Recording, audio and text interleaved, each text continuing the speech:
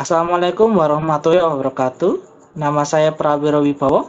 Sebelum saya mulai, terlebih dahulu saya ingin mengucapkan terima kasih pada dosen penguji 1 dan dosen pengujian 2 yang telah mempersilahkan saya untuk mempresentasikan sidang tugas akhir saya dengan judul Sistem Informasi Tumbuh Kembang Anak Menggunakan Web. Latar belakang. 5 tahun pertama sangatlah penting dikarenakan tahapan pertumbuhan anak berkembang dengan sangat cepat.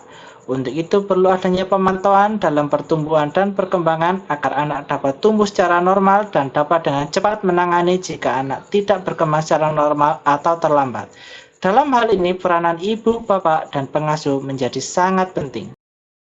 Maka dari itu dibutuhkan sistem yang dapat mencatat data tumbuh kembang anak sehingga petugas posyandu dan orang tua dapat menanggulangi dengan cepat bila anak terlambat dalam tumbuh kembang pada usia dini.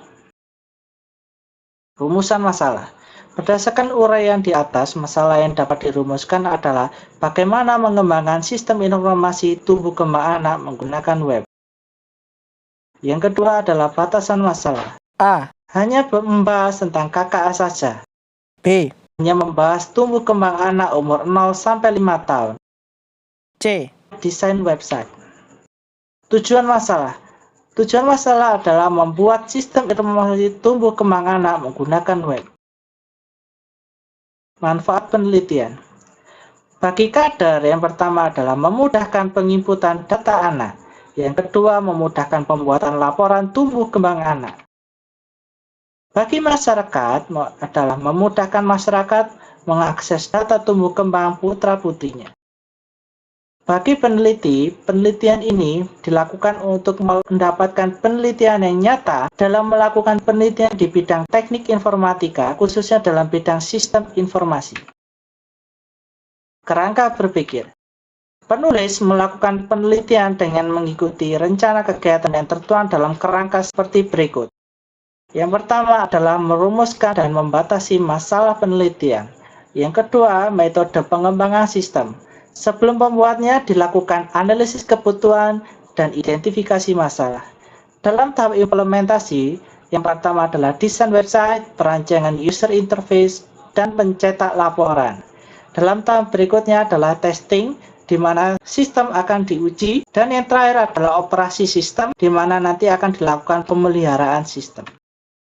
Metodologi penelitian. Pertama adalah analisis kebutuhan, yang kedua desain perancangan sistem, ketiga implementasi, dan yang terakhir adalah testing. Studi literatur. Yang pertama adalah peneliti Rati Dwi Sanitasari dan Desi Andreswari dengan judul Sistem Monitoring Tumbuh Kembang Anak Usia 0-5 tahun berbasis Android. Dalam penelitiannya membahas tentang membuat sistem monitoring tumbuh kembang anak usia 0-5 tahun. Hasil dari penelitian ini adalah dengan menggunakan metode Certainty Factor yang diimplementasikan pada sistem ini memberikan tingkat akurasi perkembangan anak sebesar 100%. Penelitian yang kedua adalah Sismadi Lestari Yusuf dan Siti Nurwahyuni dengan judul Sistem Informasi E-Posyandu sebagai basis pemantauan tumbuh kembang balita dan ibu hamil. Dalam penelitian ini membahas tentang sistem pemantauan gizi buruk anak dan ibu hamil.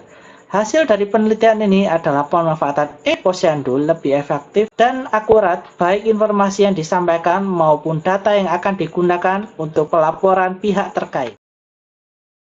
Analisis kebutuhan. Tahapan metode prototipe yang pertama adalah mempersiapkan dan menganalisis kebutuhan dari sistem yang dapat dikerjakan.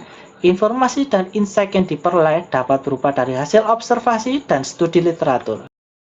Yang kedua, di analisis kebutuhan ini, penulis akan mengumpulkan sebanyak-banyak informasi dari kader dan orang tua balita untuk mendapatkan informasi tumbuh kembang anak untuk membuat sistem informasi berbasis web. Selain itu, analisis ini dilakukan supaya penulis dapat mengetahui setiap batasan dari sistem informasi yang dikembangkan.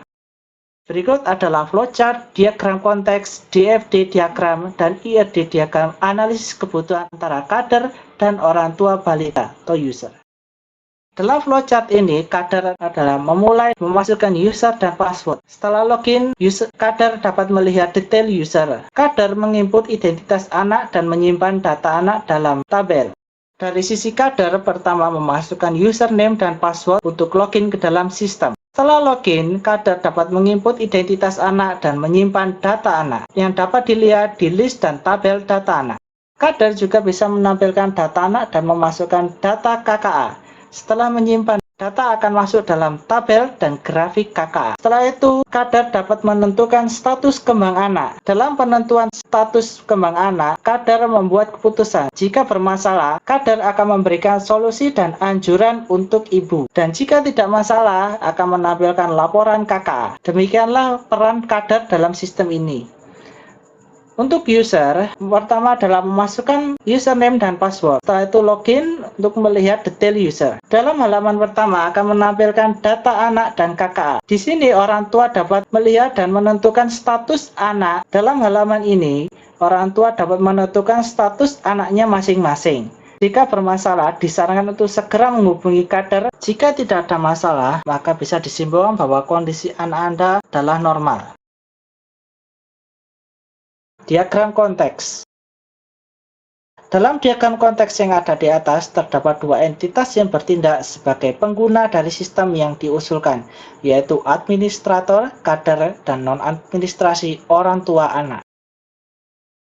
DFD proses level 1. Di sini kader dapat login ke dalam sistem untuk mengelola data anak, mengelola tumbuh kembang anak, mengelola tugas atau pencapaian, mengelola bulan atau umur anak, mengelola pesan, mengelola standarisasi, dan membuat laporan data tumbuh kembang anak. Untuk orang tua hanya dapat login dan melihat laporan data tumbuh kembang anak masing-masing.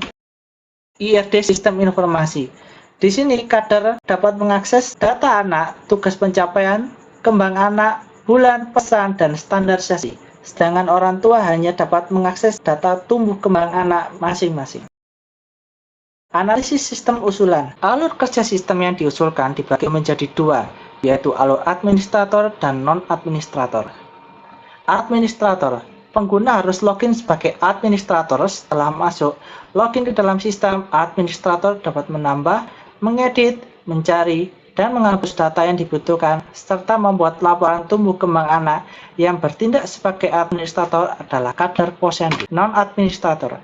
Pengguna harus login sebagai non-administrator. Setelah masuk ke dalam sistem, non-administrator dapat melihat, mencari, dan membuat laporan data tumbuh kembang anak yang mengikuti kegiatan di posyandu pos 6. Yang bertindak sebagai non-administrator adalah orang tua anak. Berikut adalah alur kerja sistem administrator yang diusulkan. Yang pertama adalah tampilan login. Setelah divalidasi, administrator dapat masuk, melihat halaman awal. Setelah itu bisa melihat data anak dan mengedit data, mencari data, menghapus data, dan membuat laporan data tumbuh kembang anak. Alur kerja sistem non-administrasi yang diusulkan. Setelah user login dan divalidasi, pada halaman pertama adalah hanya melihat, mencari, dan membuat laporan anaknya masing-masing. Membuat prototipe.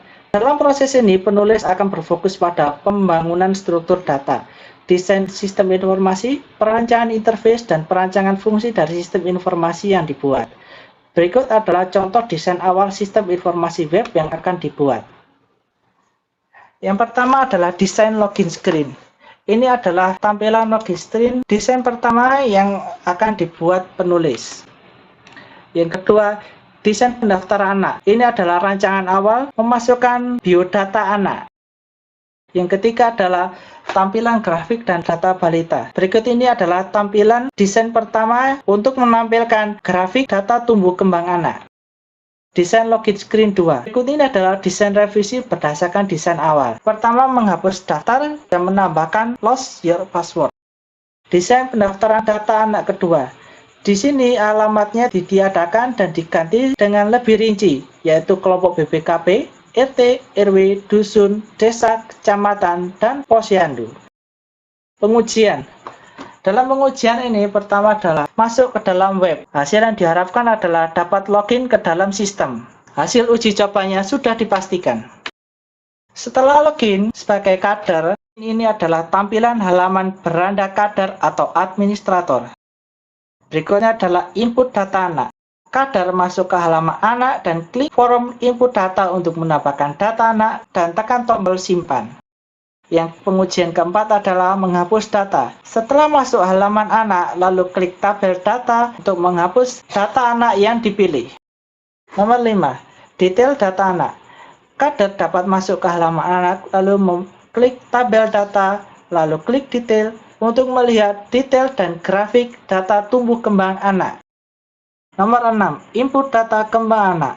Kader masuk ke halaman kembang anak dan klik form input data untuk memasukkan data kembang anak dan klik tombol simpan untuk menyimpan data anak.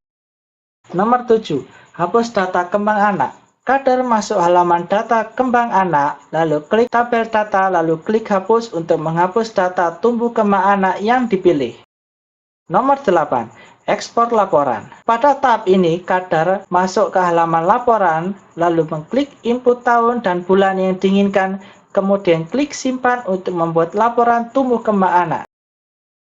Kesimpulan dan saran. Kesimpulan, sistem informasi tumbuh kembang anak menggunakan web berhasil dikembangkan dengan fitur 1. Mengelola data anak, 2. Mengelola data tumbuh kembang anak, 3. Mengelola laporan tumbuh kembang anak. Saran, agar sistem tumbuh kembang anak ini bisa berkembang menjadi lebih baik dan optimal, maka penulis meminta saran kepada kader untuk mencoba sistem. Berdasarkan hasil uji coba kader, sistem telah berfungsi sesuai yang diharapkan. Sekian dan terima kasih.